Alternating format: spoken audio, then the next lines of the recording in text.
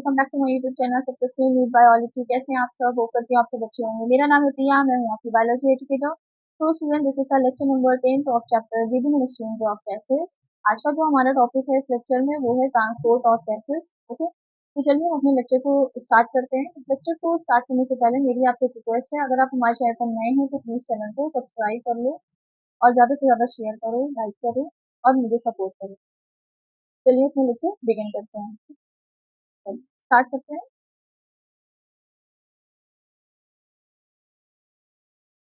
तो रेस्पिरेशन के स्टेप्स हम स्टार्ट करेंगे। ठीक है, एनसीईआरटी में रेस्पिरेशन के स्टेप्स दे रखे हैं।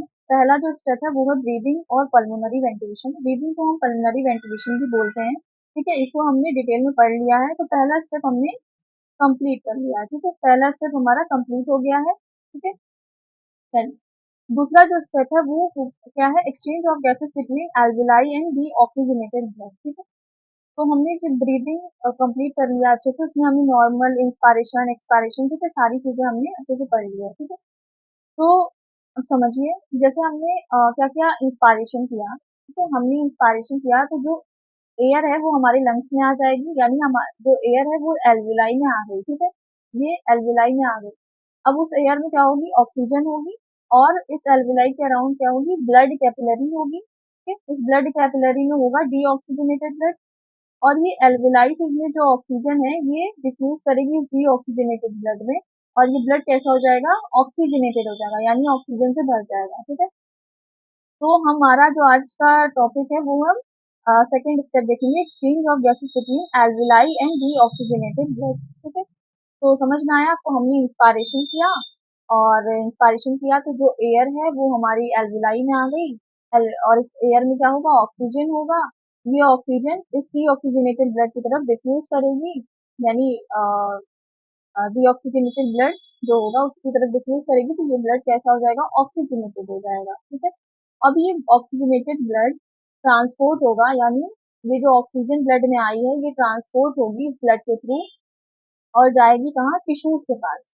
ठीक है, और टिश्यूज के पास जाएगी, और फिर टिश्यू और ऑक्सीजनेटेड ब्लड के बीच में गैसेस का एक्सचेंज होगा। ठीक है, गैसेस का एक्सचेंज होगा ऑक्सीजनेटेड ब्लड और टिश्यूज के बीच में। ठीक है, तो ये ब्लड फिर से कैसा हो जाएगा? डीऑक्सीजनेटेड हो जाएगा, क्योंकि जो टिश्यू की कार्बन डाइऑक्साइड है इस ऑक्सीजनेटेड ब्लड में आ जाएगी, और ऑक्सीजन जो इस ब्लड में होगी वो टिश्यू में चली जाएगी, तो ब्लड फिर से कैसा हो जाएगा? डीऑक्सीजनेटेड हो जाएगा, डीऑक्सीजनेटेड हो जाएगा।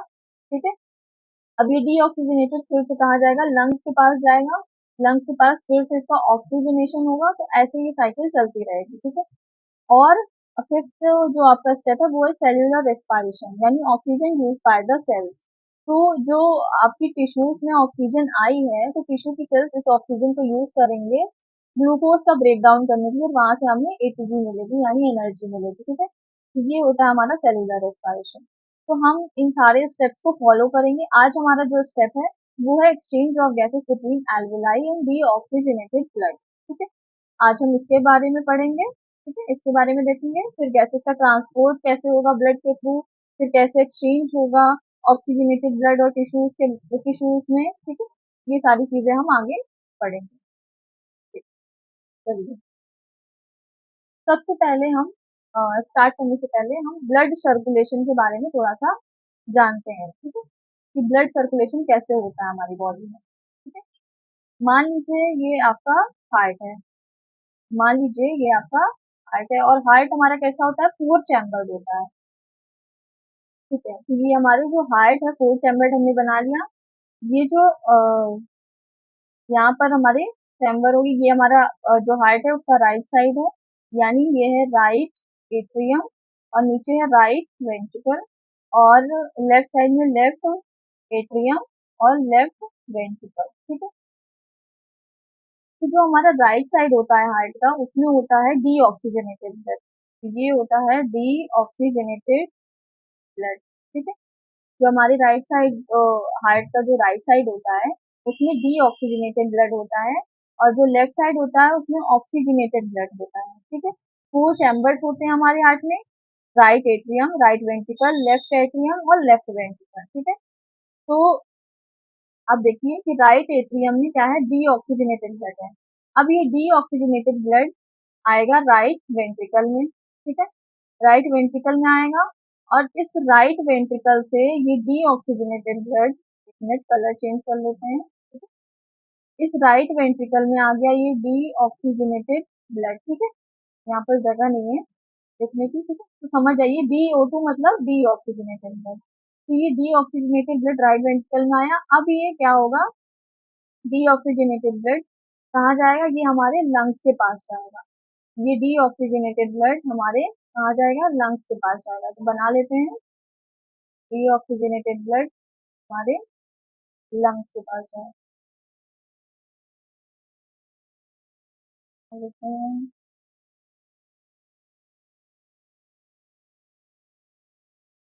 ये मान लीजिए हमारे क्या है, ये हमारे लंग्स है, ये हमारे ये लंग्स है, ठीक है, ये मान लीजिए हमारे लंग्स, ये लंग्स, ठीक है। तो ये डीऑक्सीजनेटेड ब्लड, ये डीऑक्सीजनेटेड ब्लड कहाँ जाएगा, हमारे लंग्स के पास जाएगा, ठीक है, लंग्स के पास जाएगा। और जो डीऑक्सीजनेटेड ब्लड होता है, यानी डीऑक्सीजनेटेड ब्लड जो होता है, उसमें जो कार्बन डाइऑक्साइड की कंसंट्रेशन होती है वो ज्यादा होती है, और जो ऑक्सीजन की कंसंट्रेशन होती है वो कम होती है, इसीलिए हम कहते हैं कि ये डीऑक्सीजनेटेड ब्लड है, ठीक है। इसमें कार्बन डाइऑक्साइड ज्यादा होती है और ऑक्सीजन जो होती है वो कम होती है, तो इसीलिए हम इसे बोलते हैं डीऑक्सीजनेटेड ब्लड, ठीक है। तो देखिए right side of the heart आपको क्या है, डीऑक्सीजनेटेड ब्लड है। राइट एट्रियम से डीऑक्सीजनेटेड ब्लड किसमें गया, राइट वेंट्रिकल में गया। और राइट वेंट्रिकल से ये डीऑक्सीजनेटेड ब्लड जाएगा लंग्स के पास, ठीक है। राइट वेंट्रिकल यानी राइट वेंट्रिकल से निकल के डीऑक्सीजनेटेड ब्लड कहाँ गया, लंग्स के पास गया। और इसको लेकर के कौन जाता है, इसको लेकर के जाती है पल्मोनरी आर्टरी, को लेकर के जाती है पल्मोनरी आर्टरी, ठीक है। इसको कौन ले जा रही है, इसको पल्मोनरी आर्टरी लंग्स के पास लेकर के जा रही है, ठीक है। अब इस लंग्स में क्या हो गया, आपका डीऑक्सीजनेटेड ब्लड चला गया, वहां पर क्या होगा, गैसेस का एक्सचेंज होगा किसके बीच में, एल्विलाई और आपके डीऑक्सीजनेटेड ब्लड के बीच में, ठीक है। तो जो ऑक्सीजन है एल्विलाई से आपकी डिफ्यूज करके डीऑक्सीजनेटेड ब्लड में आ जाएगी, और जो कार्बन डाइऑक्साइड आपके डीऑक्सीजनेटेड ब्लड है में है, वो डिफ्यूज करके कहाँ चला जाएगा, आपके एल्विलाई में चला गया जाएगा, ठीक है। तो जो ऑक्सीजन आ जाएगी डीऑक्सीजनेटेड ब्लड में, इसका मतलब आपका जो ब्लड है वो ऑक्सीजनेटेड हो जाएगा, यानी ऑक्सीजन से भर जाएगा। और उसकी जो कार्बन डाइऑक्साइड है वो एल्विलाई में चली जाएगी, फिर एल्विलाई से बाहर चली जाएगी, यानी क्या होगा, वो कार्बन डाइऑक्साइड बाहर क्या बोलते हैं, हम जब एक्सपायरेशन करेंगे तो वो हम रिमूव कर देंगे, ठीक है। तो क्या हो गया, समझ में आया, तो ये ब्लड कैसा हो जाएगा, फिर ऑक्सीजनेटेड हो जाएगा, यानी ऑक्सीजन से भर जाएगा, ठीक है। तो अब देखते हैं आगे, अब आगे देख लेते हैं एक एक करके। अब ये ऑक्सीजनेटेड ब्लड, ये ऑक्सीजनेटेड ब्लड अब कहाँ जाएगा, अब ये ऑक्सीजनेटेड ब्लड ब्लड लंग से निकल करके जाएगा लेफ्ट एट्रियम में, ठीक है। कहाँ जाएगा, लेफ्ट एट्रियम में, यानी left side of the heart में चला जाएगा, ये लेफ्ट एट्रियम में आ गया, ठीक है, ये आया लेफ्ट एट्रियम में। तो ये कैसा ब्लड आएगा, ये कैसा ब्लड है, ऑक्सीजनेटेड ब्लड है, ये ऑक्सीजनेटेड ब्लड है, ठीक है। तो ये है ऑक्सी ब्लड, ठीक है, यहाँ जगह नहीं है तो छोटा छोटा हमने लिखा है ना शॉर्ट फॉर्म। तो ये ऑक्सीजनेटेड ब्लड। अब देखो ये ऑक्सीजनेटेड ब्लड की बात कर लेते हैं, एक जैसे लिख लेते हैं, ऑक्सी ब्लड, इसका मतलब क्या है, इस ब्लड में ऑक्सीजन जो है वो ज्यादा है और जो कार्बन डाइऑक्साइड है वो कम है, ठीक है। ऑक्सीजन की कंसंट्रेशन ज्यादा है ब्लड में और कार्बन डाइऑक्साइड की कंसंट्रेशन कम है, ठीक है। चलिए लंग्स में क्या हुआ, ऑक्सीजनेशन हुआ, यानी जो ब्लड है वो ऑक्सीजन से भर गई, तो हम लिख सकते हैं लंग्स में क्या होता है, ऑक्सीजनेशन होता है, ठीक है, ऑक्सीजनेशन है ब्लड का। तो ये लंग से क्या आया, ऑक्सीजनेटेड ब्लड आया, ठीक है। ये कैसा ब्लड है, ऑक्सीजनेटेड ब्लड हमारे लेफ्ट एट्रियम में आ गया। और इसको लेकर के कौन आता है, इसको लेकर के कौन आता है भाई, इसको लेकर के आती है पल्मोनरी वेन, इसको लेकर के आती है पल्मोनरी वेन, पल्मोनरी वेन इस ऑक्सीजनेटेड ब्लड को लंग से लेफ्ट एट्रियम में लेकर के आती है, ठीक है। अब ये ऑक्सीजनेटेड ब्लड लेफ्ट एट्रियम में आ गया। अब इस लेफ्ट एट्रियम से ये ऑक्सीजनेटेड ब्लड जाएगा लेफ्ट वेंट्रिकल में, ये जा गया ऑक्सीजनेटेड ब्लड लेफ्ट वेंट्रिकल, ठीक है। अब ये अब क्या होगा, अब ये ऑक्सीजनेटेड ब्लड जाएगा आपके टिश्यूज के पास, ठीक है। अब ये ऑक्सीजनेटेड ब्लड कहाँ जाएगा, आपके टिश्यूज के पास जाएगा। तो टिश्यू बना लेते हैं किसी दूसरे कलर से, किस कलर का बनाया है, तो ये है, ये मान लो आपका क्या है, टिश्यू है, टिश्यू, ठीक है। ये हमारी टिश्यू। तो ये ऑक्सीजनेटेड ब्लड कहाँ गया, टिश्यूज के पास चला गया। अब इसको लेकर के कौन जाता है, ठीक है, ये ऑक्सीजनेटेड ब्लड टिश्यूज के पास चला गया, ठीक है। अब इसको लेकर के कौन जाता है, इसको लेकर के जाती है हमारी सबसे बड़ी जो आर्टरी है हमारी बॉडी में, वो है अओर्टा।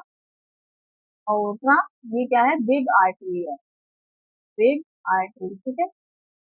ये लेकर के जाती है इस ऑक्सीजनेटेड ब्लड को टिश्यूज के पास, ठीक है। चलिए समझते हैं आगे। फिर अब क्या होगा, अब क्या होगा, एक्सचेंज होगा गैस का इस ऑक्सीजनेटेड ब्लड और टिश्यूज के साथ, ठीक है। ये ऑक्सीजनेटेड ब्लड और टिश्यूज में क्या होगा, गैसेस का एक्सचेंज होगा। जो ऑक्सीजन है ऑक्सीजनेटेड ब्लड में, वो कहाँ जाएगी स्टूडेंट्स, वो टिश्यू के पास चली जाएगी। और जो कार्बन डाइऑक्साइड टिश्यू में बनी हुई है, टिश्यू में बनती रहती है ना कार्बन डाइऑक्साइड लगातार, क्योंकि क्या होता है वहां पर कई सारी मेटाबॉलिक पाथवेज चल रही होती है, ठीक है, जैसे ग्लूकोज का ब्रेकडाउन हो रहा होता है, ठीक है। तो कार्बन डाइऑक्साइड क्या होगी, लगातार बनती रहती है हमारे टिश्यू में। अभी वहां पर जो टिश्यू है, मतलब वहां पर क्या होता है, कार्बन डाइऑक्साइड की कंसेंट्रेशन ज्यादा होती है। अब ये कार्बन डाइऑक्साइड इस टी सॉरी कार्बन डाइऑक्साइड इस ऑक्सीजनेटेड ब्लड में आ जाएगी, और जो ऑक्सीजनेटेड ब्लड का ऑक्सीजन है वो टिश्यू में चला जाएगा, ठीक है। इससे क्या होगा, ब्लड फिर से डीऑक्सीजनेटेड हो जाएगा, इससे ब्लड फिर से डीऑक्सीजनेटेड हो जाएगा, ठीक है। अब बना लेते हैं हम ये डीऑक्सीजनेटेड ब्लड, ठीक है। ये क्या हो गया, ये ब्लड डीऑक्सीजनेटेड हो गया, ये ब्लड क्या हो गया आपका, डीऑक्सीजनेटेड ब्लड। और ये ब्लड जाएगा कहाँ पर, फिर से जाएगा कहाँ पर आपका, लेफ्ट सॉरी राइट एट्रियम में जाएगा, ठीक है। ये ब्लड आपका कहाँ जाएगा, डीऑक्सीजनेटेड राइट एट्रियम के पास जाएगा, ठीक है। राइट एट्रियम के पास ये चला गया। चलिए, तो ये जो आपका डीऑक्सीजनेटेड ब्लड है, फिर से कहाँ चला जाएगा, राइट एट्रियम में चला जाएगा, ठीक है। ये राइट एट्रियम में चला जाएगा। फिर राइट एट्रियम में क्या होगा, डीऑक्सीजनेटेड ब्लड है, फिर वो आएगा लेफ्ट वेंट्रिकल में। फिर वहां से क्या होगा, डीऑक्सीजनेटेड ब्लड जाएगा आपके लंग्स के पास, ठीक है, लंग्स के पास चला जाएगा। फिर लंग्स में ऑक्सीजनेशन होगा इस ब्लड का। फिर इस लंग से ऑक्सीजनेटेड ब्लड आएगा लेफ्ट एट्रियम में, यानी ऑक्सीजनेशन होगा ब्लड का, मतलब ऑक्सीजनेटेड ब्लड आएगा। फिर उसके बाद लेफ्ट एट्रियम से लेफ्ट वेंट्रिकल में ऑक्सीजनेटेड ब्लड जाएगा। फिर ये लेफ्ट वेंट्रिकल से ऑक्सीजनेटेड ब्लड टिश्यूज के पास चला जाएगा, कौन लेकर जाएगा, अओर्टा लेकर के जाएगी। फिर टिश्यू से ये डीऑक्सीजनेटेड ब्लड राइट एट्रियम में चला जाएगा। तो ऐसे ये जो है पूरा साइकिल चलता रहता है, ठीक है। हमारा ब्लड ऐसे ही फ्लो करता रहता है हमारी बॉडी में, ठीक है। ब्लड का ऑक्सीजनेशन होता है, फिर डीऑक्सीजनेशन होता है, ऑक्सीजनेशन देन डीऑक्सीजनेशन, तो ये पूरी साइकिल होती है, ठीक है, कैसे हमारा ब्लड सर्कुलेशन होता है हमारी बॉडी में। तो हमने इसका ओवरव्यू देखा, ठीक है। इसको हम अच्छे से बॉडी फ्लूइड्स एंड सर्कुलेशन वाले चैप्टर में भी पढ़ेंगे, ठीक है। अभी हम आगे समझने के लिए हमने बस इतना समझा हुआ है, तो आप भी इतना समझो। अब देखो हम जो ये टिश्यू से डीऑक्सीजनेटेड ब्लड राइट एट्रियम में गई है, तो इसको लेकर के कौन जाएगा, ये तो हमने लिखा ही नहीं है। इसको लेकर के जाएगा वीना केवा, ठीक है, वीना केवा, ठीक है, एक वेन होती है वीना केवा, तो ये लेकर के जाएगी इस डीऑक्सीजनेटेड ब्लड को टिश्यू से राइट एट्रियम की तरफ, ठीक है। तो आप ऐसे समझो आप कि जो आपका डीऑक्सीजनेटेड ब्लड आपके राइट वेंट्रिकल से लंग्स में जा रहा है, ठीक है। कौन लेकर के जा रही है, पल्मोनरी आर्टरी, सॉरी थोड़ी सी नॉइज है। तो कौन लेकर के जा रहा है, पल्मोनरी आर्टरी लेकर के जा रही है, ठीक है। राइट वेंट्रिकल से आपका जो डीऑक्सीजनेटेड ब्लड है वो कौन लेकर के जा रहा है लंग्स के पास, पल्मोनरी आर्टरी लेकर के जा रही है, ठीक है। पल्मोनरी आर्टरी लंग्स के पास लेकर के जा रही है डीऑक्सीजनेटेड ब्लड राइट वेंट्रिकल से। अब लंग्स में क्या हो गया, ऑक्सीजनेशन हो गया इस ब्लड का, ब्लड ऑक्सीजन से भर गया। अब इस लंग से जो ऑक्सीजनेटेड ब्लड कहाँ आएगा, लेफ्ट एट्रियम में आएगा। इसको कौन लेकर के आएगा, इसको पल्मोनरी वेन लेकर के आएगी, ठीक है, क्लियर। अब क्या होगा, इस लेफ्ट एट्रियम से ऑक्सीजनेटेड ब्लड जाएगा लेफ्ट वेंट्रिकल में, और ऑक्सीजनेटेड ब्लड फिर लेफ्ट वेंट्रिकल से जाएगा टिश्यूज के पास। टिश्यूज के पास इसको लेकर के कौन जाएगा, लेफ्ट वेंट्रिकल से टिश्यू के पास ऑर्टा लेकर के जाएगी। ऑर्टा हमारी बॉडी में बिग आर्टरी है, ठीक है, ऑर्टा लेकर के जाएगी, ठीक है, क्लियर। अब इस टिश्यू से इस डीऑक्सीजनेटेड ब्लड को कौन लेकर के जाएगा, लेफ्ट एट्रियम की तरफ वीना कावा लेके जाएगी, वीना कावा, ठीक है। तो ये हमारी पूरी साइकिल है, ठीक है। अब आपको पता है कि डीऑक्सीजनेटेड ब्लड क्या होता है और ऑक्सीजनेटेड ब्लड क्या होता है। डीऑक्सीजनेटेड ब्लड वो होता है जो कार्बन डाइऑक्साइड की कंसंट्रेशन जिसमें ज्यादा होती है और ऑक्सीजन की कंसंट्रेशन जिसमें कम होती है। और ऑक्सीजनेटेड ब्लड वो होता है जिसमें ऑक्सीजन की कंसंट्रेशन ज्यादा होती है और कार्बन डाइऑक्साइड की कंसंट्रेशन लो होती है, ठीक है। तो हम ऐसा करते हैं, यहाँ पर लिख भी लेते हैं, ठीक है, कि कहाँ पर ऑक्सीजनेटेड ब्लड जा रहा है और कहाँ पर डीऑक्सीजनेटेड ब्लड जा रहा है, ताकि हमें कोई कंफ्यूजन ना हो। तो ये जो ब्लड है ये आपका है डीऑक्सीजनेटेड, ठीक है। डीऑक्सीजनेटेड को मैं DO2 लिख रही हूँ और ऑक्सीजनेटेड को मैं ऑक्सी, ठीक है, OX5 से रिप्रेजेंट करूंगी, ठीक है। तो यहाँ पर क्या है, हमारा डीऑक्सीजनेटेड ब्लड है और यहाँ पर क्या है, हमारा ऑक्सी ब्लड है, ऑक्सीजनेटेड ब्लड है, ठीक है, समझ में आ जाएगा आपको। और यहाँ पर क्या है, ये ऑक्सी ब्लड है, ऑक्सी ब्लड, ठीक है। और यहाँ पर क्या है, ये DO2 यानी DO2 ब्लड है, ठीक है, डी ऑक्सीजनेटेड ब्लड है, ठीक है, ऐसे लिख लेते हैं ऑक्सी ब्लड। तो आपको इससे क्लियर हो जाएगा, ठीक है। ये पूरा एक हमने पूरा साइकिल हमने बना दिया है कैसे ब्लड सर्कुलेशन होता है। चलिए तो आगे बढ़ते हैं। अब अब बात करते हैं हम पार्शियल प्रेशर की टेबल हमारी एनसीईआरटी में दी हुई है। हम उसको देखते हैं कि पार्शियल प्रेशर कहाँ पर कितना होता है ऑक्सीजन का और कार्बन डाइऑक्साइड, ठीक है। तो हम उसको देखते हैं। चलिए अब बात करते हैं एनसीईआरटी में, आपका ऐसे एनसीईआरटी में पार्शियल प्रेशर ऑफ ऑक्सीजन, देखो PO2 अगर मैं लिखूंगी तो आप समझना कि पार्शियल प्रेशर ऑफ ऑक्सीजन की बात होगी, ठीक है। और अगर लिखेंगे PCO2 यानी इसका मतलब है partial pressure of carbon dioxide, ठीक है, ठीक है। तो ये रिप्रेजेंट करने का तरीका है, ठीक है। PO2 यानी पार्शियल प्रेशर ऑफ ऑक्सीजन की बात होगी, PCO2 यानी partial pressure of carbon dioxide, ठीक है, हम इसी तरीके से लिखेंगे।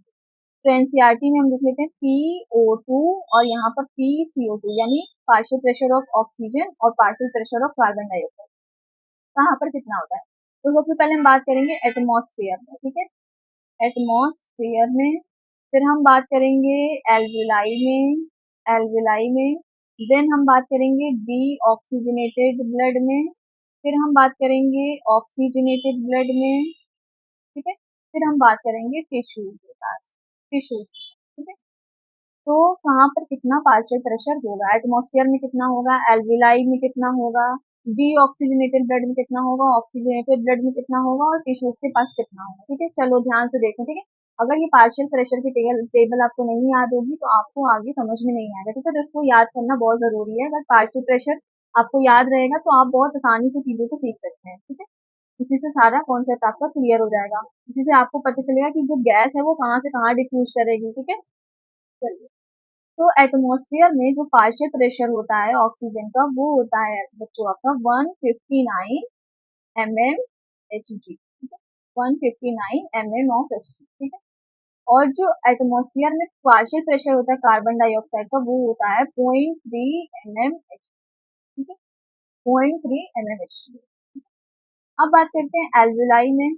एल्विलाई में जो पार्शियल प्रेशर होता है ऑक्सीजन का वो होता है 104 mm, ठीक है, 104 होता है। और एल्विलाई में जो पार्शियल प्रेशर होता है कार्बन डाइऑक्साइड का वो होता है आपका 40 mmHg, 40 mmHg, ठीक है। अब बात करते हैं डीऑक्सीजनेटेड ब्लड में। डीऑक्सीजनेटेड ब्लड में जो पार्शियल प्रेशर होता है ऑक्सीजन का वो होता है ओनली mmHg, ठीक है। और जो कार्बन डाइऑक्साइड का पार्शियल प्रेशर होता है डीऑक्सीजनेटेड ब्लड में, वो होता है स्टूडेंट्स आपका 45 mmHg, ठीक है। और ऑक्सीजनेटेड ब्लड की बात करें तो पार्शियल प्रेशर ऑफ ऑक्सीजन कितना होता है ऑक्सीजनेटेड ब्लड में, ये होता है आपका 95 mmHg, ठीक है। और पार्शियल प्रेशर कार्बन डाइऑक्साइड का ऑक्सीजनेटेड ब्लड में कितना होता है, ये होता है ओनली 40 mmHg, ठीक है। और टिश्यूज में जो पार्शियल प्रेशर ऑक्सीजन का होता है वो होता है 40 mmHg, और जो पार्शियल प्रेशर कार्बन डाइऑक्साइड का टिश्यू में होता है वो होता है आपका 45 mm, ठीक है। तो ये आपकी पार्शियल प्रेशर की टेबल है, इसको आपको अच्छे से लर्न कर लेना है, ठीक है, कहाँ पर कितना पार्शियल प्रेशर होता है, सो दैट आपको आगे चीजें बहुत क्लियरली अच्छे से समझ में आएगी, ठीक है। इन्हीं पार्शियल प्रेशर पे डिपेंड करता है हमारा गैसेस का एक्सचेंज, ठीक है। पार्शियल प्रेशर आपको तो पता है कि जो गैस होती है वो अपने हाई पार्शियल प्रेशर से लो पार्शियल प्रेशर की तरफ मूव करती है, ठीक है। सो दैट आपको पता होगा कि एटमोस्फेयर में कितना है, एल्विलाई में कितना है, डीऑक्सीजनेटेड ब्लड में कितना है, ऑक्सीजनेटेड ब्लड में कितना है, तो आपको आसानी होगी, आप इजिली मतलब उसको कॉन्सेप्ट को समझ पाओगे कि कहाँ से कहाँ कौन सी गैस मूव कर पा रही है, ठीक है, अच्छे से पार्शियल प्रेशर कितना कहाँ पर है, ठीक है। चलिए अब आगे बात करते हैं। चलिए अब गैसेस का एक्सचेंज पढ़ते हैं बिटवीन एल्विलाई और डीऑक्सीजनेटेड ब्लड, ठीक है। गैसेस का एक्सचेंज पढ़ते हैं डीऑक्सीजनेटेड ब्लड और एल्विलाई के बीच में। तो हम एल्विलाई बना लेते हैं, ये है हमारी क्या एल्विलाई, ये हम एल्विलाई बना लेते हैं, ये है एल्विलाई, ठीक है। ये क्या है स्टूडेंट्स, ये है एल्वियोलाई, ठीक है। और इसके अराउंड क्या होती है स्टूडेंट्स, ब्लड कैपिलरी होती है, हमें पता है। इसके अराउंड क्या होती है, इसके अराउंड ये होती है, ये होती है ब्लड कैपिलरी, ये होती है क्या ब्लड कैपिलरी, ये है ब्लड कैपिलरी। तो हम एल्विलाई को थोड़ा सा साइड में लिख लेते हैं ना, नहीं तो ये डिस्टर्ब कर रहा है।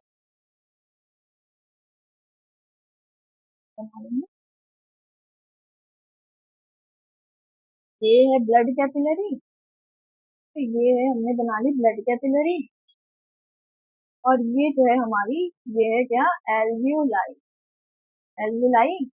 और ये जो है हमारी क्या है, ये है ब्लड कैपिलरी का हो या पल्मोनरी कैपिलरी का हो, एक ही बात है, क्योंकि पल्मोनरी वर्ड तो हम लंग्स के लिए यूज करते हैं, ठीक है। तो ये जो कैपिलरी हमारी लंग्स में है एल्विलाई के अराउंड, तो हम इसे पल्मोनरी कैपिलरी भी कह सकते हैं, ठीक है। चलिए ये हमें पता है। अब आगे बात करते हैं।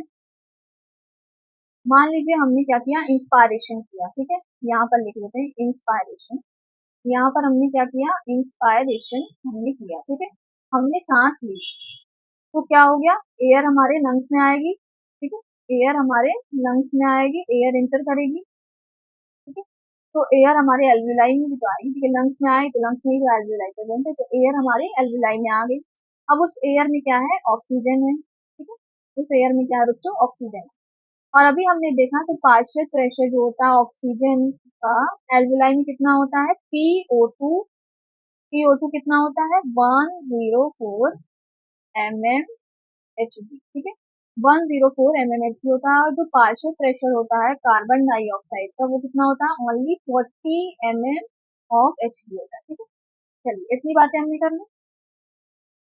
अब एक चीज और बता दूं, ये जो एल्विलाई और ब्लड कैपिलरी है इसके बीच में होती है क्या, बेसमेंट सबस्टांस प्रेजेंट होता है, ठीक है। हमने स्ट्रक्चर एल्विलाई का देखा था और डिफ्यूजन मेम्ब्रेन वगैरह देखी थी, तो ये हमें पता है, ठीक है। तो हम यहाँ पर बेसमेंट मेम्ब्रेन वगैरह की बात नहीं कर रहे हैं, हम यहाँ बेसमेंट मेम्ब्रेन नहीं बना रहे हैं, ठीक है। हम यहाँ पे कॉन्सेप्ट समझ रहे हैं कि गैसेस का एक्सचेंज कैसे होगा, ठीक है, एल्विलाई और डीऑक्सीजनेटेड ब्लड। तो हमने क्या किया, इंस्पायरेशन किया, एयर अंदर आई लंग्स के, एल्विलाई में हमारे एयर आ गई, उसमें क्या है, उसमें क्या होगी, ऑक्सीजन होगी, ठीक है। तो पार्शियल प्रेशर क्या है ऑक्सीजन का एल्विलाई में 104 mmHg है, और पार्शियल प्रेशर कार्बन डाइऑक्साइड का 40 mmHg। और यहाँ पर इस ब्लड कैपिलरी में क्या है, इस ब्लड कैपिलरी में क्या है, डीऑक्सीजनेटेड ब्लड है, डीऑक्सीजनेटेड ब्लड है। और ये डीऑक्सीजनेटेड ब्लड लेकर के कौन आता है, कौन लेकर के आता है, पल्मोनरी आर्टरी लेकर के आती है कि नहीं लेकर आती है, पल्मोनरी आर्टरी लेकर के इस डीऑक्सीजनेटेड ब्लड को लाती है, कहाँ से कहाँ लाती है, कहाँ से लाती है, देखो ये देखो, राइट वेंट्रिकल से डीऑक्सीजनेटेड ब्लड आपकी पल्मोनरी आर्टरी कहाँ लेकर के जा रही है, लंग्स के पास लेकर के जा रही है कि नहीं जा रही है, ठीक है, तो यही हमने बनाया, ठीक है, ये पल्मोनरी आर्टरी कहाँ से ब्लड लेकर के आई है, आपकी राइट वेंट्रिकल से, राइट वेंट्रिकल से जो है डीऑक्सीजनेटेड ब्लड लेकर के आपके लंग्स के पास आई है, ठीक है, तो ये हमें पता है, पल्मोनरी आर्टरीज डीऑक्सीजनेटेड ब्लड को लेकर के आई है, ठीक है, चलिए, और इसमें क्या है, डीऑक्सीजनेटेड ब्लड है, तो हम भर लेते हैं, ये है क्या, डीऑक्सीजनेटेड ब्लड, ये भरा हुआ है, ठीक है, ये डीऑक्सीजनेटेड ब्लड इसमें है, इस ब्लड कैपिलरी में, ठीक है, तो अब आगे बात करते हैं, तो इस डीऑक्सीजनेटेड ब्लड में जो पार्शियल प्रेशर होगा ऑक्सीजन का, वो कितना होगा, 40 mmHg, ठीक है, अभी हमने देखा है कि जो पार्शियल प्रेशर होता है, देखो डीऑक्सीजनेटेड ब्लड में पार्शियल प्रेशर ऑक्सीजन का कितना होता है, 40 mmHg होता है, और जो पार्शियल प्रेशर कार्बन डाइऑक्साइड का डीऑक्सीजनेटेड ब्लड में कितना होता है, 45 mmHg होता है, ठीक है, 45 mmHg होता है, चलिए तो हम लिख लेते हैं यहाँ पर, partial pressure of carbon dioxide कितना होगा, 45 mmHg होगा, चलिए, तो अब हमें पता है स्टूडेंट्स की जो ये जो गैस है, जो एयर है, वो अपने हाई पार्शियल प्रेशर से लो पार्शियल प्रेशर की तरफ मूव करती है, ठीक है, तो ये जो ऑक्सीजन की कंसंट्रेशन देखो 104 है एल्विलाई में, और ऑक्सीजन की कंसंट्रेशन डीऑक्सीजनेटेड ब्लड में कितनी है, ओनली 40 है, तो कितना डिफरेंस है, 104 से जो ऑक्सीजन है वो किसकी तरफ मूव करेगी, 40 की तरफ मूव करेगी, तो ये क्या होगा, इस ऑक्सीजन का मूवमेंट कहाँ होगा, एल्विलाई से डीऑक्सीजनेटेड ब्लड यानी ब्लड कैपिलरी की तरफ होगा, ठीक है, और जो जो आपकी कार्बन डाइऑक्साइड है 45 mmHg यानी इस डीऑक्सीजनेटेड ब्लड में इसका कंसंट्रेशन है, और एल्विलाई में कितना है, 40 mmHg कंसंट्रेशन है कार्बन डाइऑक्साइड का, ठीक है, पार्शियल प्रेशर 40 mmHg है, और पार्शियल प्रेशर कार्बन डाइऑक्साइड का डीऑक्सीजनेटेड ब्लड में 45 है, तो जो हमें पता है कि गैस हाई पार्शियल प्रेशर से लो पार्शियल प्रेशर की तरफ मूव करेगी, ठीक है, अपने हाई कंसंट्रेशन से लोअर कंसंट्रेशन की तरफ जाएगी, ठीक है, तो ये कार्बन डाइऑक्साइड 45 से कहाँ मूव करेगी, 40 की तरफ मूव करेगी, ठीक है, 45 की तरफ मूव करेगी, ठीक है, तो ये ब्लड कैसा हो जाएगा आपका, ये जो ब्लड आपका बाहर निकलेगा इस ब्लड कैपिलरी से, यानी लंग से जो ब्लड बाहर जाएगा वो कैसा हो जाएगा, ऑक्सीजनेटेड ब्लड हो जाएगा, ऑक्सीजनेटेड ब्लड हो जाएगा, ठीक है, ये ब्लड कैसा हो गया, ऑक्सीजन से भर जाएगा, ठीक है, ऑक्सीजन से भर जाएगा, ठीक है, हमें पता है, आपने कॉन्सेप्ट समझा कि डीऑक्सीजनेटेड ब्लड ऑक्सीजनेटेड कैसे हो गया, ठीक है, इसी कॉन्सेप्ट से हो गया, ठीक है, तो पार्शियल प्रेशर का डिफरेंस है, यानी पार्शियल प्रेशर जो ऑक्सीजन का एल्विलाई में 104 है, और पार्शियल प्रेशर ऑक्सीजन का ब्लड कैपिलरी में कितना है, 40 mmHg, तो ऑक्सीजन एल्विलाई से डीऑक्सीजनेटेड ब्लड में आ गई, और डीऑक्सीजनेटेड ब्लड में जो पार्शियल प्रेशर कार्बन डाइऑक्साइड का है वो 45 mmHg है, और पार्शियल प्रेशर कार्बन डाइऑक्साइड का एल्विलाई में 40 mmHg है, तो जो कार्बन डाइऑक्साइड है वो 45 से 40 की तरफ मूव कर जाएगी, ठीक है, और ऑक्सीजन एल्विलाई से डीऑक्सीजनेटेड ब्लड में मूव कर जाएगी, तो ये ब्लड कैसा हो जाएगा, ऑक्सीजन से भर जाएगा, और कार्बन डाइऑक्साइड क्या हो जाएगी, कम हो जाएगी, तो ऑक्सीजनेटेड ब्लड क्या होता है, ऑक्सीजनेटेड ब्लड वो होता है जिसमें क्या होता है, ऑक्सीजन जो है, ऑक्सीजन की जो कंसंट्रेशन है वो ज्यादा हो जाती है, ऑक्सीजन ज्यादा हो जाती है, और जो CO2 होता है, CO2 की कंसंट्रेशन कम हो जाती है, तो यही हुआ है, तो ये ऑक्सीजन ऑक्सीजनेटेड हो गया ये ब्लड, ठीक है, चलिए आगे बढ़ते हैं, अभी आपको और अच्छे से समझ में, ठीक है, अब हम थोड़ा सा ब्लड के बारे में बात कर लेते हैं, देन आपको चीजें और आगे समझने के लिए अच्छे से, ठीक है, अब बात करते हैं ब्लड की, थोड़ा सा ब्लड के बारे में जान लेते हैं, जो हमारा ब्लड होता है ना स्टूडेंट्स, जो हमारा ब्लड होता है उसमें दो चीजें पाई जाती हैं, उसमें दो चीजें पाई जाती हैं, एक होते हैं हमारी क्या, फॉर्म्ड एलिमेंट्स, एक होती है हमारी फॉर्म एलिमेंट्स, और एक होती है हमारी ब्लड का लिक्विड पार्ट होता है, ठीक है, ब्लड का लिक्विड पार्ट होता है, फॉर्म्ड एलिमेंट्स जो होती है वो ओनली 45% होती है, और जो लिक्विड पार्ट होता है वो 55%, ठीक है, 55%, फॉर्म्ड एलिमेंट्स में आ जाती हैं आपकी आरबीसी, डब्ल्यूबीसी और प्लेटलेट, और प्लेटलेट। जो फॉर्म्ड एलिमेंट्स होंगे इसमें आपकी सेल्स पाई जाएंगी, जैसे कि आरबीसी रेड ब्लड सेल्स, जिसे हम एरिथ्रोसाइट भी बोलते हैं, डब्ल्यूबीसी यानी व्हाइट ब्लड सेल्स, जिसे हम ल्यूकोसाइट भी बोलते हैं, और क्या होगी प्लेटलेट्स, ये होते हैं सेल के फ्रेगमेंट्स। तो हम इसको अच्छे से बॉडी फ्लूइड्स वाले चैप्टर में पढ़ेंगे, ठीक है। अब बस अभी थोड़ा सा आपको समझने के लिए बस जानना है। तो ब्लड में क्या होगा, फॉर्म्ड एलिमेंट्स होंगे और लिक्विड पार्ट होगा। लिक्विड पार्ट जो होगा वो आपका होगा प्लाज्मा। लिक्विड पार्ट जो होगा वो आपका होगा प्लाज्मा, ठीक है।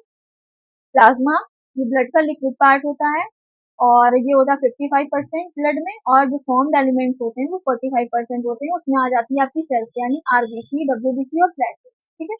चलो इतनी चीजें हम समझ गए। अब ये जो आरबीसी होता है ना, इसे हमें इसी से काम है, ठीक है। जो आरबीसी होगा, अब इसमें क्या हो पाया जाएगा, हीमोग्लोबिन होता है, हीमोग्लोबिन, ठीक है। आरबीसी में क्या होता है, एक पिगमेंट कह लो या प्रोटीन कह लो, उस पिगमेंट और प्रोटीन को हम कहते हैं हीमोग्लोबिन। वो हमारी आरबीसी में पाया जाता है। इसी वजह से जो आरबीसी का कलर होता है वो रेड होता है, ठीक है, इस हीमोग्लोबिन की वजह से, ठीक है। तो हम बात करते हैं थोड़ा सा हीमोग्लोबिन के बारे में। जो हीमोग्लोबिन होता है स्टूडेंट्स, उसमें भी दो चीजें होती हैं, ठीक है, वो दो चीजों से मिलकर के बना होता है, ठीक है। हीमोग्लोबिन एक होता है इसमें हीम वाला पार्ट, एक होता है इसमें हीम वाला पार्ट, और एक होता है इसमें ग्लोबिन वाला पार्ट, ठीक है। जो ग्लोबिन पार्ट होता है वो 95% होता है, और जो हीम पार्ट होता है वो ओनली 5% होता है। और जो हीम पार्ट होता है उसमें एक मिनट अच्छे से बना लेते हैं। जो हीम पार्ट होता है ना, में में आपका आयरन होता है Fe+2, और होता है पॉरफायरिन, पॉरफायरिन, ठीक है। आयरन होगा और पॉरफायरिन से मिलकर के हीम वाला पार्ट बना होता है। और जो ग्लोबिन वाला पार्ट होता है, उसमें दो अल्फा की चेन्स होती हैं, दो अल्फा चेन होगी और दो बीटा की चेन होगी, ठीक है। ये प्रोटीन पार्ट होता है, ठीक है।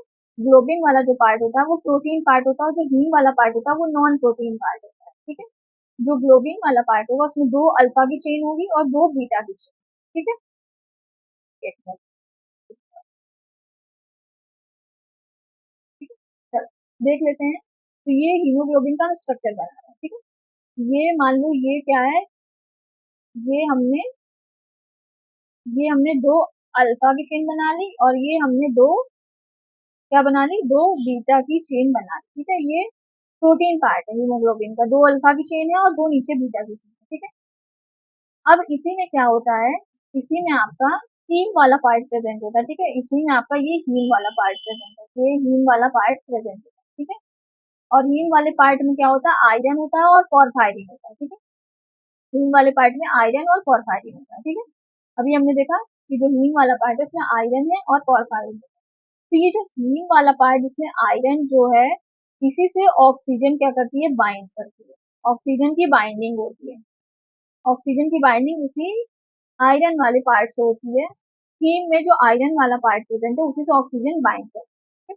और जो ग्लोबिन वाला पार्ट होता है, इससे क्या होती है, आपकी कार्बन डाइऑक्साइड की बाइंडिंग होती है, कार्बन डाइऑक्साइड की बाइंडिंग होती है, ठीक है। तो इतना आप ध्यान रखो कि ऑक्सीजन किससे बाइंड करेगी और कार्बन डाइऑक्साइड किससे बाइंड करेगी, ठीक है। तो इससे आपको मतलब बहुत अच्छे से सारी चीजें क्लियर हो जाएंगी, ठीक है।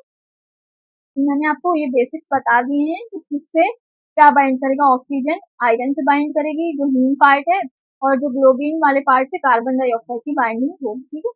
तो ये क्या हो गया, ये हमारा क्या होगा, ये हमारा ग्लोबिन वाला पार्ट हो गया, ठीक है। ये हमारा क्या हो गया, ग्लोबिन वाला पार्ट हो गया। और ये क्या हो गया, हमारा हीम वाला पार्ट हो गया। ये जो ये सब प्रेजेंट है ना, ये हीम वाला पार्ट। इसमें क्या है, आयरन है और इसमें पॉरफायरिन है, आयरन और पॉरफायरिन, ठीक है। आयरन और पॉरफायरिन, ठीक है। तो इस आयरन वाले पार्ट से, Fe वाले पार्ट से क्या करेगी, ऑक्सीजन बाइंड कर जाएगी, और इस ग्लोबिन वाले पार्ट से क्या होगा, CO2 बाइंड कर जाएगा, ठीक है। चलो, इतना हमें समझ में आ गया। अब हम आगे चलते हैं, अब हम आगे चलते हैं, ठीक है। अब क्या होगा देखना, फिर से हम एल्वियोलाई का स्ट्रक्चर ड्रॉ कर लेते हैं। ये है हमारी क्या, एल्वियोलाई, ये हमारी एल्वियोलाई, अच्छे से नहीं बनी होगी तो जाने देना, ठीक है। ये क्या है स्टूडेंट, ये है हमारी एल्वियोलाई, ठीक है। अब इसके अराउंड हमने देखा था ब्लड कैपिलरी होती है, ब्लड कैपिलरी होती है, ठीक है। तो क्या होगा, हम इस अब ब्लड कैपिलरी ना बना करके हम डायरेक्ट आरबीसी बनाते हैं। ठीक है, जो ब्लड में आरबीसी, हमने देखा कि ब्लड में आरबीसी, डब्ल्यूबीसी, प्लेटलेट्स और प्लाज्मा वाला पार्ट था ना, सारा देखा था हमने। तो अब हमें किससे काम है, आरबीसी से हमें काम है। ठीक है, तो हम इसमें आरबीसी बनाते हैं। ठीक है, आरबीसी से हमें काम है, तो हम आरबीसी बनाएंगे। हम पूरी ब्लड कैपिलरी में, क्योंकि यहाँ पर स्पेस नहीं है, ठीक है, जगह नहीं है यहाँ पर, और समझाने के लिए हम आरबीसी को बनाते हैं। ठीक है, चलिए, तो हम यहाँ पर आरबीसी ड्रॉ कर लेते हैं।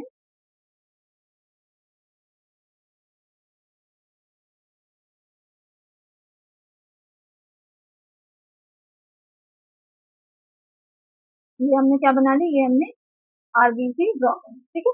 और इसके और जो ब्लड में लिक्विड पार्ट हमने देखा था कि लिक्विड पार्ट भी होता है, उसे हम बोलते हैं प्लाज्मा। तो हम बना लेते हैं ब्लड के बाहर, मतलब हमारी आरबीसी के बाहर क्या होगा, लिक्विड पोर्शन होगा ब्लड का, वो होगा प्लाज्मा। हमें इससे भी काम है, तो हम इसे भी बना लेते हैं। ये है हमारी आरबीसी के बाहर ये प्लाज्मा प्रेजेंट। तो ये क्या है हमारा, ये है प्लाज्मा। ठीक है, ब्लड प्लाज्मा लेते हैं, ब्लड प्लाज्मा। चलिए, अब आगे बात करते हैं क्या होगा। कौन सा कलर ले लें, ये वाला। तो हमने देखा था कि जो एल्विलाई थी, यानी हमने इंस्पायरेशन किया था, एयर अंदर आई थी, और हमने देखा था कि जो पार्शियल प्रेशर ऑक्सीजन का कितना था एल्विलाई में, 104 mmHg था। और पार्शियल प्रेशर कार्बन डाइऑक्साइड का कितना था स्टूडेंट्स, 40 mmHg था। ठीक है, 40 mmHg था। ठीक है, और जो हमारी डीऑक्सीजनेटेड ब्लड थी, यानी ये जो हमने आरबीसी बनाई है, ये डीऑक्सीजनेटेड ब्लड थी। ठीक है, डीऑक्सीजनेटेड ब्लड की आरबीसी है। तो यहाँ पर कितना था पार्शियल प्रेशर ऑक्सीजन का कितना था हमारा, 40 mmHg था। ठीक है, और जो पार्शियल प्रेशर कार्बन डाइऑक्साइड का था वो कितना था, 45 mmHg। ठीक है, तो अब क्या होगा, अब हमने देखा था कि जो ऑक्सीजन है वो कहाँ से कहाँ मूव कर रही थी। अभी हम अभी हम क्या करते हैं, अभी हम क्या करते हैं, जो partial pressure of oxygen 104 mmHg जो हमने लिखा हुआ है, और पार्शियल प्रेशर ऑक्सीजन लिखा है 40 mmHg। तो ये जो ऑक्सीजन है आप कहाँ से कहाँ मूव करेगी, आपकी हाई पार्शियल प्रेशर से लो पार्शियल प्रेशर की तरफ मूव करेगी, हमने अभी पढ़ा है। ठीक है, तो ऑक्सीजन कहाँ से कहाँ मूव करेगी, 104 से 40 की तरफ मूव करेगी, यानी डीऑक्सीजनेटेड ब्लड की तरफ ऑक्सीजन क्या कर गई, मूव कर गई। अब ये जो ऑक्सीजन आई है इस ब्लड में, ठीक है, तो इस आरबीसी की अब हम बात करेंगे। चलिए, अब ये जो ऑक्सीजन आएगी ना डीऑक्सीजनेटेड ब्लड में, तो ये किससे बाइंड करेगी, ये जो आरबीसी में हीमोग्लोबिन है, इसमें जो हीम पार्ट होता है, अभी हमने देखा हीम और ग्लोबिन पार्ट को ना, तो जो आरबीसी है इसमें क्या होगा, आरबीसी में हीमोग्लोबिन प्रेजेंट होगा। ठीक है, हीमोग्लोबिन प्रेजेंट है। अब ये जो ऑक्सीजन है इस हीमोग्लोबिन से बाइंड कर जाएगी, और ये रिवर्सिबल रिएक्शन होगी। ठीक है, ये रिवर्सिबल रिएक्शन होगी, यानी ठीक है, तो क्या होगा, HbO2 का फॉर्मेशन हो जाएगा, HbO2 का फॉर्मेशन हो जाएगा, यानी HbO2 बन जाएगा। ठीक है, कितना परसेंट, 97%। ठीक है, इसे हम बोलते हैं ऑक्सी हीमोग्लोबिन, ऑक्सी हीमोग्लोबिन। ठीक है, अब समझिए, और जो 3% जो ऑक्सीजन एल्विलाई से डीऑक्सीजनेटेड ब्लड की तरफ आएगी, उसमें जो 3% ऑक्सीजन है उसमें से 3% ऑक्सीजन प्लाज्मा में डिजोल्व हो जाएगी, प्लाज्मा में क्या हो जाएगी, डिजोल्व हो जाएगी, प्लाज्मा में डिजोल्व हो जाएगी। ये जो लिक्विड पार्ट है ना ब्लड का, उसमें 3% प्लाज्मा में ऑक्सीजन डिजोल्व हो जाएगी। और जो 97% ऑक्सीजन है, 97% ऑक्सीजन क्या करेगी, हीमोग्लोबिन से बाइंड कर जाएगी, हीमोग्लोबिन में वो भी आयरन वाले पार्ट से, Fe+2 वाले पार्ट से बाइंड कर जाएगी, और बना लेगी HbO2। 97% क्या बनेगा, ऑक्सी हीमोग्लोबिन बन जाएगा, यानी ऑक्सीजन जो है वो इस हीमोग्लोबिन पे बैठ गई है। ठीक है, हीमोग्लोबिन पे बैठ गई है। ठीक है, और बना लिया है ऑक्सी हीमोग्लोबिन। ठीक है, चलिए एक बार फिर से थोड़ा सा इसको कंक्लूड कर देते हैं कि हमने अभी तक क्या बताया। हमारी एल्विलाई है, एल्विलाई में जो पार्शियल प्रेशर है ऑक्सीजन का वो 104 mmHg है। ठीक है, और जो हमारे डीऑक्सीजनेटेड ब्लड है उसमें जो पार्शियल प्रेशर है ऑक्सीजन का वो 40 mmHg। तो हमें पता है कि जो गैस है वो अपनी हाई पार्शियल प्रेशर से लो पार्शियल प्रेशर की तरफ मूव कर, ठीक है। तो देखो, पार्शियल प्रेशर ऑक्सीजन का एल्विलाई में ज्यादा है और पार्शियल प्रेशर ऑक्सीजन का डीऑक्सीजनेटेड ब्लड में कम है। तो जो ऑक्सीजन है वो एल्विलाई से डीऑक्सीजनेटेड ब्लड की तरफ मूव कर गई, ठीक है, 104 से 40 की तरफ मूव कर गई, ठीक है। ये जो ऑक्सीजन आई है ना डीऑक्सीजनेटेड ब्लड में क्या होगा, आरबीसी, ठीक है। इस आरबीसी में क्या होगा, हीमोग्लोबिन होगा। तो ये जो ऑक्सीजन आएगी ना, तो क्या होगा, इस आरबीसी में जो हीमोग्लोबिन प्रेजेंट है, इस आरबीसी में जो हीमोग्लोबिन प्रेजेंट है उससे बाइंड कर जाएगी 97% और बना लेगी HbO2, और ये रिवर्सिबल रिएक्शन है, ठीक है। HbO2 से Hb प्लस O2 भी बन सकता है, और Hb और O2 मिलेंगे तो HbO2 भी बन सकता है, ठीक है। यानी दोनों डायरेक्शन में रिएक्शन हो सकती है, ठीक है। तो ये आपकी रिवर्सिबल रिएक्शन है। तो क्या बना लेगी, HbO2, इसी को हम बोलते हैं ऑक्सी हीमोग्लोबिन। कितना परसेंट बनेगा, 97%। और जो 3% ऑक्सीजन होगी वो प्लाज्मा में डिसॉल्व हो जाएगी। तो टोटल कितना हो गया, 100% हो गया ना, 97% HbO2 के फॉर्म में प्रेजेंट है और 3% आपकी प्लाज्मा में डिसॉल्व हो जाएगी, ठीक है। अब क्या होगा, अब क्या होगा, ठीक है, अब क्या होगा, ये ब्लड कैसा हो गया, ऑक्सीजनेटेड हो गया, ऑक्सीजन से भर गया, ठीक है। अभी हम यहाँ पर कार्बन डाइऑक्साइड को नहीं समझ रहे हैं, ठीक है, अभी हम यहाँ नहीं देख रहे हैं, अभी हम आगे इसको देख रहे हैं, नहीं तो अभी आप कंफ्यूज हो जाओगे, ठीक है। अभी बस मैं जैसा बता रही हूँ वैसा आप समझ के चलो। तो क्या होगा, HbO2 बन गया है 97% और 3% प्लाज्मा में डिसॉल्व हो गई है ऑक्सीजन, ठीक है। ये जो ऑक्सीजन है HB हेमोग्लोबिन पे बैठ गई है, अब ये क्या होगी, ट्रांसपोर्ट होगी, ठीक है। इस ब्लड के थ्रू क्या होगा, ऑक्सीजन का ट्रांसपोर्टेशन होगा, ठीक है। ब्लड कैसा हो गया है आपका, ब्लड कैसा हो गया है, ऑक्सीजनेटेड हो गया। ब्लड कैसा हो गया है, ऑक्सीजनेटेड ब्लड हो गया है। अब इस ब्लड का क्या होगा, ट्रांसपोर्टेशन होगा, ट्रांसपोर्ट होगी ये ब्लड, कहाँ जाएगी, ये जाएगी अब टिश्यूज के पास, ये जाएगी अब टिश्यूज के पास, ठीक है। ये ब्लड अब जाएगी टिश्यू के पास, फिर टिश्यू और ऑक्सीजनेटेड ब्लड के बीच में क्या होगा, एक्सचेंज होगा। जो टिश्यू की क्या जो ऑक्सीजनेटेड ब्लड की ऑक्सीजन है वो जाएगी टिश्यू के पास, और जो टिश्यू की कार्बन डाइऑक्साइड है वो जाएगी आपकी कहाँ पर, डी सॉरी ऑक्सीजनेटेड ब्लड में, ठीक है। तो ब्लड कैसा हो जाएगा, फिर से डी ऑक्सीजनेटेड हो जाएगा, ठीक है। तो अभी कंफ्यूज मत हो, ठीक है, अभी हम इसको भी आगे बात करेंगे, ठीक है, नेक्स्ट क्लास में, ठीक है। अभी आप थोड़ा थोड़ा स्टेप वाइज सीखते चलो। तो क्या हो गया आपका, ये हमने समझ लिया, ये एल्विलाई, और ये हमने देख लिया कि ऑक्सीजन कहाँ से कहाँ मूव कर रही है, ब्लड कैसा हो गया, ऑक्सीजनेटेड हो गया है, फिर इस ब्लड का क्या होगा, ट्रांसपोर्टेशन होगा और ये जाएगी टिश्यूज के पास, ठीक है। हम थोड़ी सी अब थ्योरी देख लेते हैं। ब्लड में क्या होता है, आरबीसी होता है, अभी हमने देखा, ठीक है, ब्लड में आरबीसी होता है। और आरबीसी में क्या होता है, एक प्रोटीन या पिगमेंट होता है जिसे हम हीमोग्लोबिन बोलते हैं। Oxygen bind with haemoglobin, oxygen haemoglobin से बाइंड कर जाती है एक रिवर्सिबल मैनर से, तो क्या बना लेती है, ऑक्सी हीमोग्लोबिन बना लेती है, 97% ऑक्सी हीमोग्लोबिन बन जाता है। The oxygen which diffuses from alveoli into blood, जो ऑक्सीजन है एल्विलाई से ब्लड में डिफ्यूज करती है, और 97% of it goes inside RBC. 97% oxygen RBC के अंदर जाती है और बाइंड कर जाती है हीमोग्लोबिन से, ठीक है। हमने देखा है कि हीमोग्लोबिन से बाइंड करके ऑक्सी हीमोग्लोबिन उसने बना दिया 97%, और जबकि 3% ऑक्सीजन डायरेक्टली प्लाज्मा में क्या हो रही थी, डिसॉल्व हो जा रही थी, ठीक है। डायरेक्टली प्लाज्मा में डिसॉल्व होकर ट्रांसपोर्ट होगी, 97% HbO2 के फॉर्म में ट्रांसपोर्ट होगा, ठीक है। तो 97% of oxygen is transported by RBC in the form of HbO2, oxy haemoglobin. So मुझे हमें पता है, ठीक है, ऑक्सी हीमोग्लोबिन के फॉर्म में ट्रांसपोर्ट होगा। The colour of RBC and blood is red due to pigment haemoglobin. जो कलर होता है आरबीसी का और ब्लड का, किसकी वजह से रेड होता है, क्योंकि उसमें पिगमेंट प्रेजेंट होता है हीमोग्लोबिन, ठीक है। हीमोग्लोबिन को हमने देखा, उसमें कि हीम पार्ट होता है और ग्लोबिन पार्ट होता है, ठीक है। हीम पार्ट में Fe और पोरफायरिन होता है, और ग्लोबिन पार्ट में क्या होता है, 2 अल्फा और 2 बीटा की चेन्स होती है। चलिए आगे बढ़ते हैं नेक्स्ट। अब बात करते हैं saturation of haemoglobin with oxygen, ठीक है। हम इसकी बात कर लें।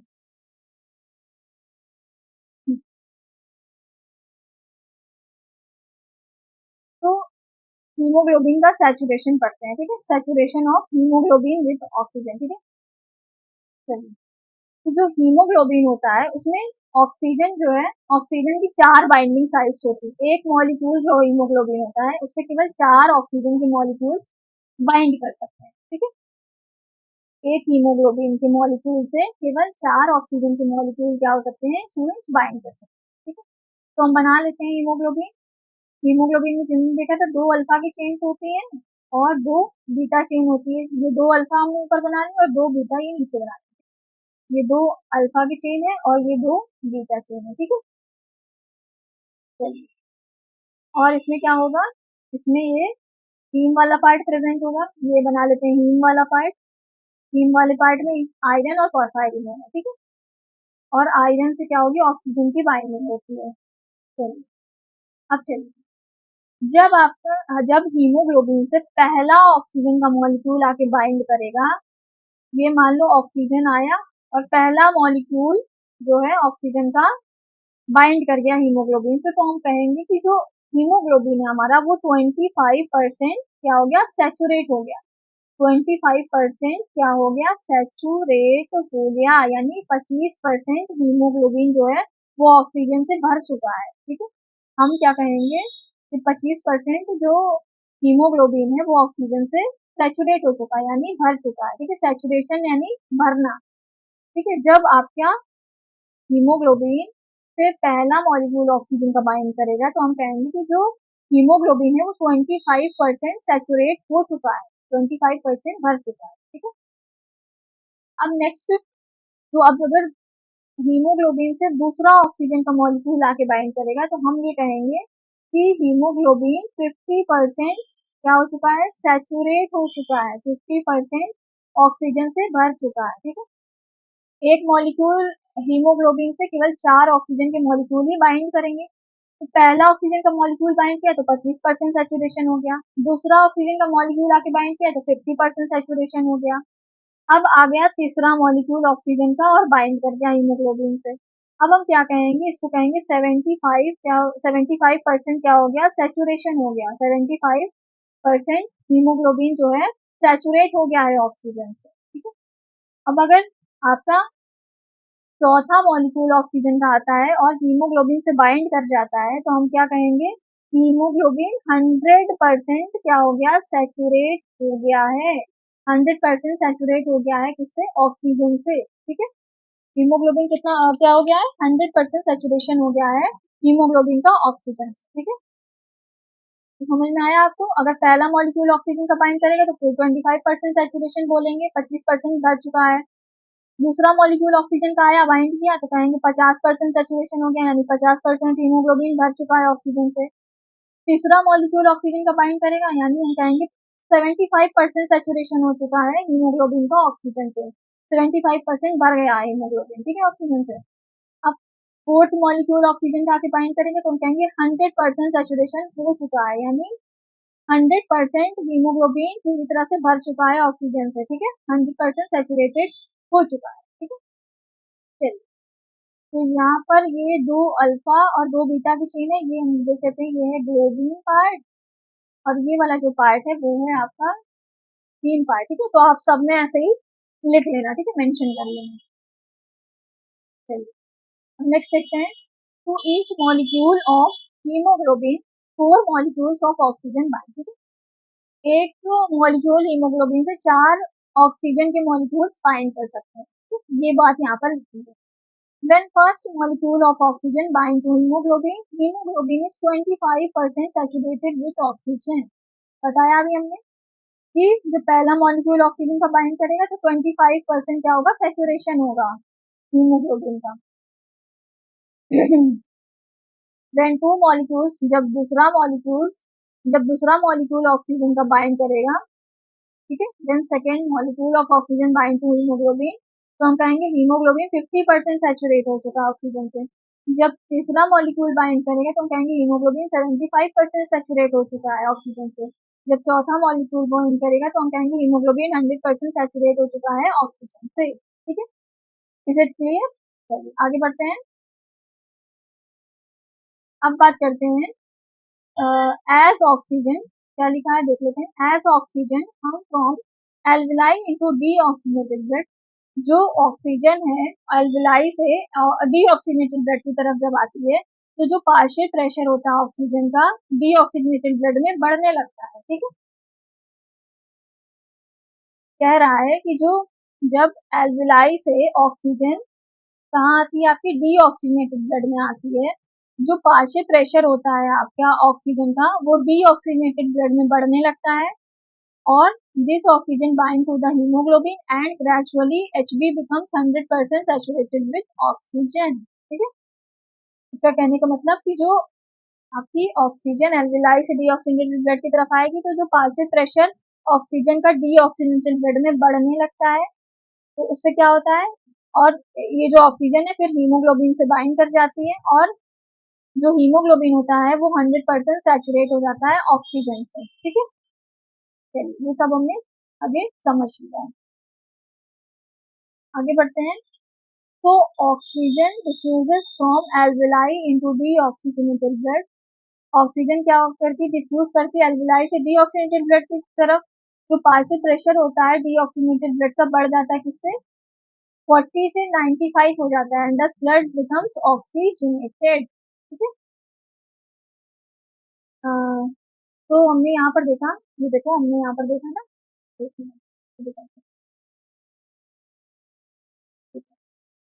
तो हमने यहाँ पर देखा ना कि जो डीऑक्सीजनेटेड ब्लड का जो पार्शियल प्रेशर है ऑक्सीजन का वो 40 mmHg चाहिए, और पार्शियल प्रेशर कार्बन डाइऑक्साइड को 45 mmHg, और जो ब्लड ऑक्सीजनेटेड हो जाएगा यानी ऑक्सीजन से जब भर जाएगा, तो इसका इसमें जो पार्शियल प्रेशर होगा ऑक्सीजन का वो हो जाएगा 95 mmHg, और जो पार्शियल प्रेशर हो जाएगा कार्बन डाइऑक्साइड का वो हो जाएगा 40 mmHg। ठीक है, तो यही बात यहाँ पर कह रहा है, यही बात यहाँ पर इसने कही है कि ऑक्सीजन डिफ्यूज करेगी जब एल्विलाई से डीऑक्सीजनेटेड ब्लड की तरफ। ठीक है, तो पार्शियल प्रेशर जो होगा डीऑक्सीजनेटेड ब्लड का, पार्शियल प्रेशर ऑक्सीजन का डीऑक्सीजनेटेड ब्लड में बढ़ने लगेगा। ठीक है, जो पार्शियल प्रेशर ऑक्सीजन का होगा वो डीऑक्सीजनेटेड ब्लड में बढ़ने लगेगा, यानी 40 से कितना हो जाएगा 95 हो जाएगा, और ब्लड कैसा हो जाएगा हमारा ऑक्सीजनेटेड हो जाएगा, यानी ब्लड ऑक्सीजन से भर जाएगा। ठीक है, तो हमने देखा ना कि ऑक्सीजन पार्शियल प्रेशर ऑक्सीजन का डीऑक्सीजनेटेड ब्लड में बढ़ने लगता है, और ये ऑक्सीजन हीमोग्लोबिन से बाइंड कर जाती है। ठीक है, और हीमोग्लोबिन से बाइंड कर जाती है 97%, और हीमोग्लोबिन क्या होता है 100% सैचुरेट हो जाता है, और ब्लड हमारा ऑक्सीजनेटेड हो जाता है। ठीक है, ऑक्सीजनेटेड ब्लड हो जाता है, और ऑक्सीजनेटेड ब्लड का जो पार्शियल प्रेशर होता है वो आपका कितना होता है, ऑक्सीजनेटेड ब्लड का जो पार्शियल प्रेशर होता है ऑक्सीजन का वो 95 mmHg हो जाता है। अब एक इम्पॉर्टेंट कैलकुलेशन देख लेते हैं कि 100 ml ऑफ ब्लड में, 100 ml ऑफ ब्लड में कितना होता है 12 to 16 ग्राम्स कितना होता है हीमोग्लोबिन प्रेजेंट है, 12 से 16 ग्राम हीमोग्लोबिन 100 ml ब्लड में पाया जाता है। ठीक है, तो हम इसकी एक एवरेज वैल्यू ले लेते हैं 15 ग्राम। ठीक है, 15 ग्राम को लेकर हम कैलकुलेशन करते हैं। ठीक है, और क्या होता है, जो 1 ग्राम हीमोग्लोबिन होती है आपकी, 1 ग्राम हीमोग्लोबिन 1.34 ml ऑक्सीजन को क्या करती है, कैरी करती है। आपका 100 ml जो ब्लड है उसमें आपका 12 से 16 ग्राम हीमोग्लोबिन पाया जाता है। ठीक है, उस 12 से 16 ग्राम की हम एक एवरेज वैल्यू ले लेते हैं, 15 ग्राम लेके हम कैलकुलेशन करते हैं। ठीक है, तो उसमें कह रहा है कि 1 ग्राम जो हीमोग्लोबिन होता है उसमें वो कितनी ऑक्सीजन कैरी करता है 1.34 ml को, 34 ml ऑक्सीजन को कैरी करता है। 1 ग्राम हीमोग्लोबिन कितनी ऑक्सीजन कैरी करता है 1.34 ml ऑक्सीजन कैरी करता है। ठीक है, तो हमारा 15 ग्राम जो हीमोग्लोबिन है वो कितनी ऑक्सीजन कैरी करेगा, हम मल्टीप्लाई कर लेंगे 15 इंटू 1.34 ml से, तो ये कितना निकल के आ जाएगा 20 ml निकल के आ जाएगा। ठीक है, 20 ml ऑक्सीजन ये कैरी करेगा, 20 ml ऑक्सीजन क्या करेगा कैरी करेगा। तो 15 ग्राम हीमोग्लोबिन कितनी ऑक्सीजन कैरी करेगा 30 ml ऑक्सीजन को कैरी करेगा। ठीक है, 1 ग्राम 1.34 ml को करता है, तो 15 ग्राम कितनी करेगा 15 ग्राम 15 इंटू 1.34 ml कर देंगे तो 20 ml आ जाएगा हमारा कैलकुलेट करके। तो 15 ग्राम हीमोग्लोबिन कितनी ऑक्सीजन कैरी कर रहा है 20 ml ऑक्सीजन को कैरी करता है। ठीक है, तो हम कह सकते हैं यहाँ पर कि जो 100 ml ब्लड है, जो 100 ml ब्लड है वो कुल मिलाकर कितनी ऑक्सीजन कैरी कर रहा है 20 ml ऑक्सीजन क्या कर रहा है कैरी कर रहा है, 20 ml ऑक्सीजन कैरी कर रहा है। ठीक है, हम ये भी तो कह सकते हैं, ठीक है, हमारे 100 ml ब्लड में ही तो 15 ग्राम हीमोग्लोबिन हमने देखा कि है, 12 से 16 ग्राम हीमोग्लोबिन और 15 ग्राम हमने एवरेज वैल्यू लेकर के कैलकुलेशन की है। ठीक है, तो हम कह सकते हैं कि 100 ml ब्लड में कितना ऑक्सीजन कैरी होगा, 20 ml oxygen 100 ml blood carry करेगा। ठीक है, चलिए आगे बढ़ते हैं। हम आगे बढ़ते हैं। आई होप आपको यहाँ तक क्लियर हो गई होंगी सारी चीजें। ठीक है, अगर समझ में आया तो प्लीज कमेंट करके जरूर बताना। ठीक है, कैसा लगा लेक्चर। चलिए अब आगे बढ़ते हैं। अब आ जाते हैं हीमोग्लोबिन ऑक्सीजन डिसोसिएशन कर्व पे। ठीक है, इसकी बात कर लेते हैं। चलिए, तो जो हमारा हीमोग्लोबिन ऑक्सीजन डिसोसिएशन कर्व होता है वो होता है एस शेप का। एस शेप का सिग्मोइड कर्व होता है। एस शेप का कैसा कर्व होता है? सिग्मोइड कर्व होता है। ठीक है, एस शेप का कर्व होता है ऐसे। ठीक है, सिग्मोइड कर्व। चलिए, तो बना लेते हैं यहाँ पर।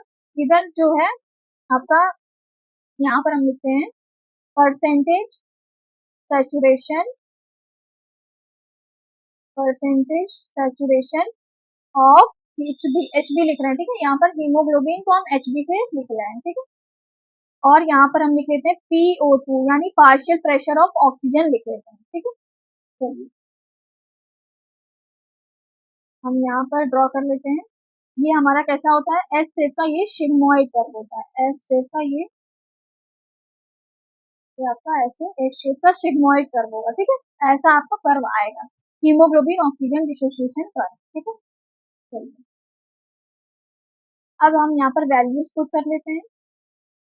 यहाँ पर हम लिख लेते हैं 30%, यहाँ पर हम लिख लेते हैं 50%, यहाँ पर हम लिख लेते हैं 75%, और यहाँ पर हम लिख लेते हैं 100%। 100%, ठीक है, 100%। अब हम यहाँ पर लिख लेते हैं पार्शियल प्रेशर ऑफ ऑक्सीजन।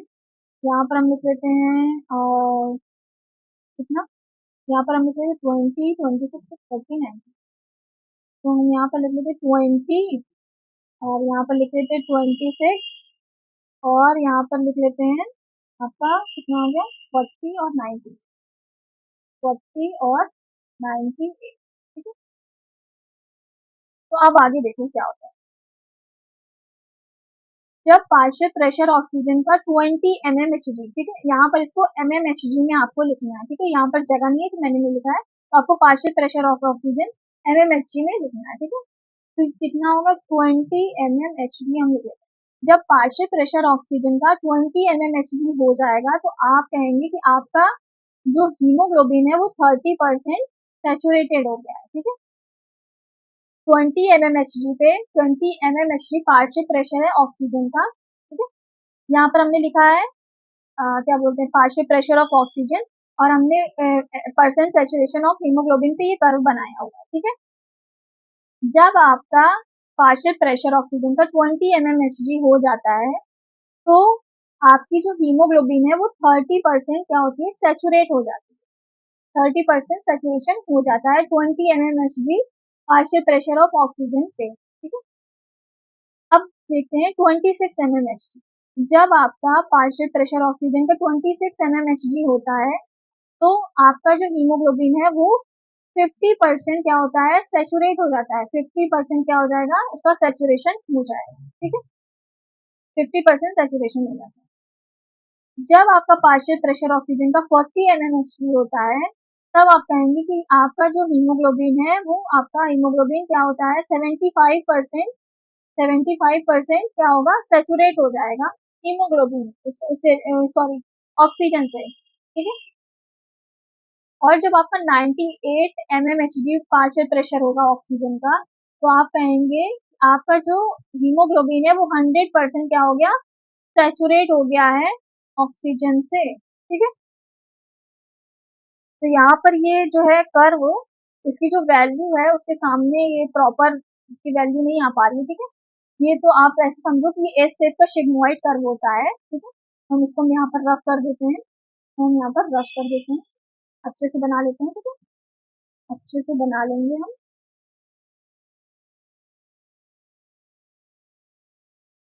अच्छे से ड्रॉ कर लेते हैं। ठीक है, तो हम यहाँ पर एस शेप का ये आपका सिग्मोइड कर्व ये बनाते हैं। ठीक है, अब क्या होगा, अब देखो एक बार फिर से बताते हैं, ठीक है, एक बार फिर से बात करते हैं इस पे। जब आप जब ऑक्सीजन का पार्शियल प्रेशर 20 mmHg होगा, तो जो हीमोग्लोबिन है वो 30% सैचुरेट हो जाएगा ऑक्सीजन से, ठीक है।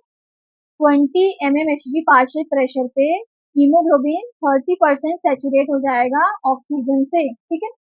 ये जब ऑक्सीजन का पार्शियल प्रेशर कितना है 20 mmHg है, तो हीमोग्लोबिन आपका कितना फिर क्या होगा 30% सैचुरेट हो जाएगा, 30% उसका सैचुरेशन हो जाएगा।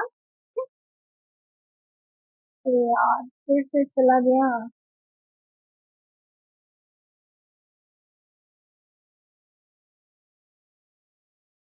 ऐसा कर लिया, ये अच्छा नहीं बना, फिर से बना लेते हैं,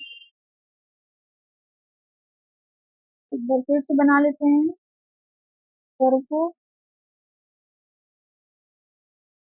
ऐसा होगा, ठीक है, ऐसा होगा आपका सिग्मोइड कर्व, ऐसा होगा, ठीक है।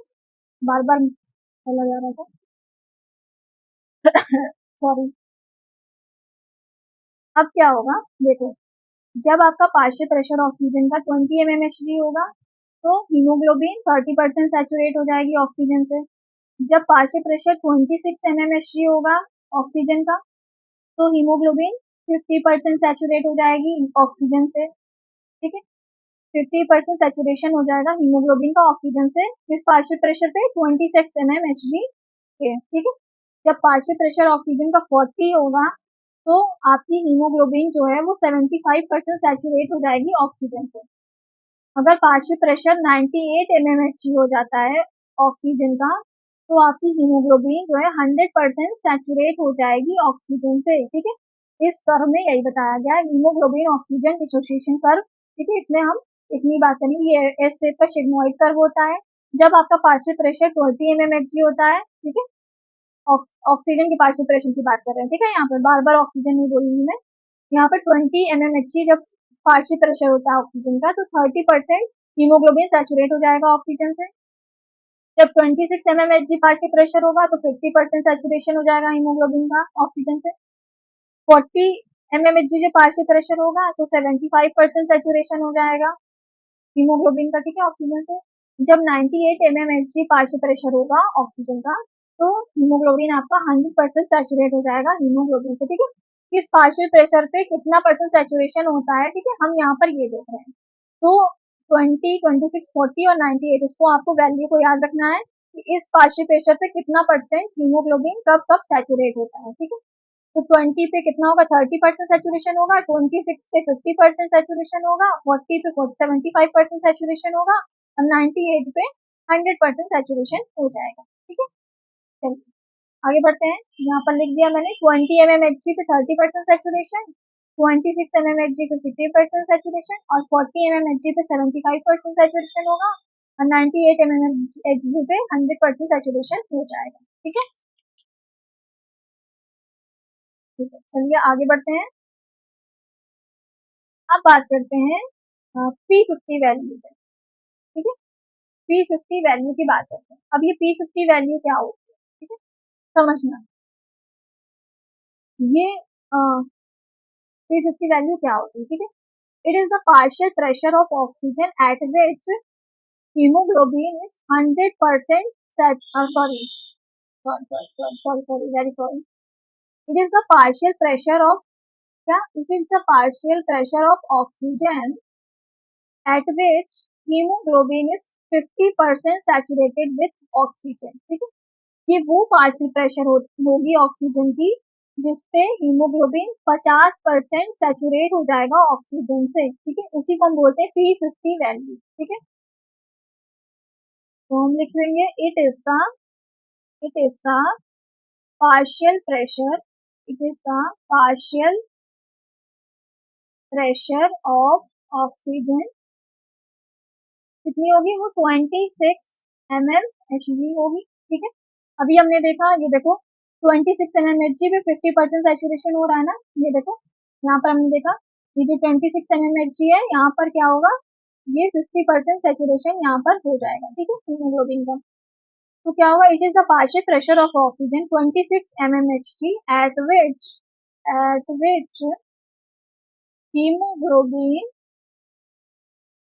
which hemoglobin becomes 50% saturated with with oxygen। ठीक है, it is the partial pressure of oxygen कितना होगा 26 mmHg हमने देखा, at which hemoglobin becomes 50% saturated with oxygen। वो पार्शियल प्रेशर ऑक्सीजन का जिसपे हीमोग्लोबिन 50% सैचुरेट हो जाता है यानी भर जाता है ऑक्सीजन से, उस वैल्यू को हम बोलते हैं P50 वैल्यू। ठीक है, ये होती है हमारी P50 वैल्यू और ये कितनी होती है 26 mmHg होती है। ठीक है, 26 mmHg होगी। 26 mmHg जब पार्शियल प्रेशर होगा ऑक्सीजन का तो हीमोग्लोबिन आपकी 50% सैचुरेट हो जाएगी ऑक्सीजन से। ठीक है, आई होप आपको क्लियर हो गया होगा। ठीक है, आज के लिए बस इतना ही। थैंक यू, मिलते हैं नेक्स्ट वीडियो में। अगर वीडियो अच्छा लगा तो प्लीज प्लीज प्लीज चैनल को सब्सक्राइब जरूर करना और कमेंट्स में जरूर बताना कि आपको वीडियो कैसा लगा। ठीक है, चलिए मिलते हैं नेक्स्ट वीडियो में, तब तक के लिए आप पढ़ाई करते रहिए। All the best.